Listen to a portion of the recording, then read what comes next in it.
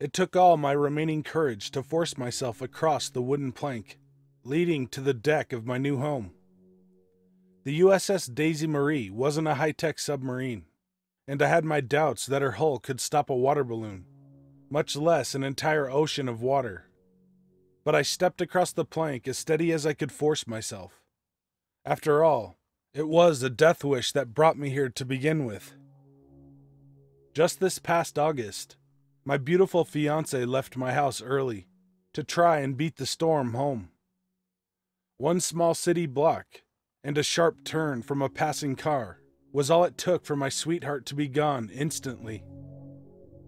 When Julia died, she took any remaining will to live with her.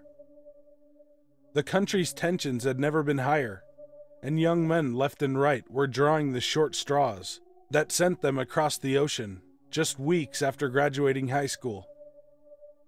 I decided I wasn't going to draw straws for it, so I offered myself up to the Navy, knowing I probably wouldn't see home again. And thus here I was, boarding a submarine that likely wouldn't see the surface again for months, if at all.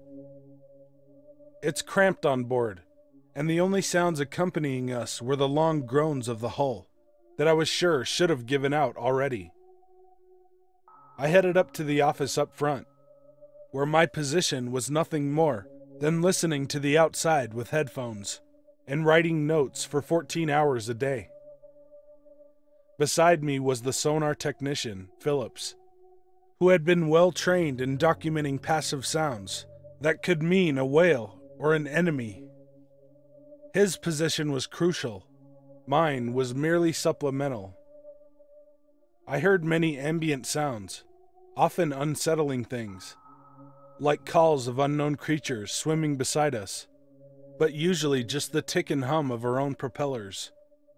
Until one night, I heard an unmistakable human cry that sounded far off, muffled but distinct. I looked to Phillips, who seemed unfazed, and I listened further, hoping for any giveaway that this might be an enemy sub. The voice began to sound like whispers, as if someone were outside, speaking softly into the microphones. Finally, I asked the technician to have a listen, and he spent a few minutes in my seat, brows furrowed, listening.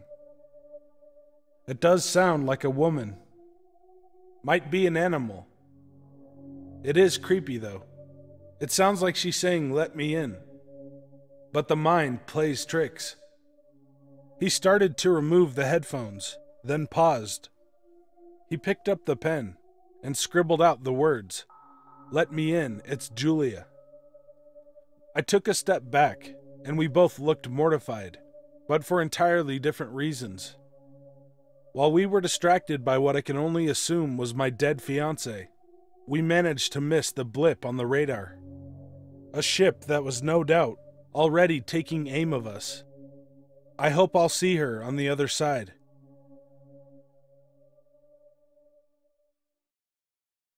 Hey guys and ladies, thanks for watching. If you want me to tell your story or read a creepypasta, email me at the address in the description. Be good to animals, even people. So. Scout, Snema, Barksbus, Herish.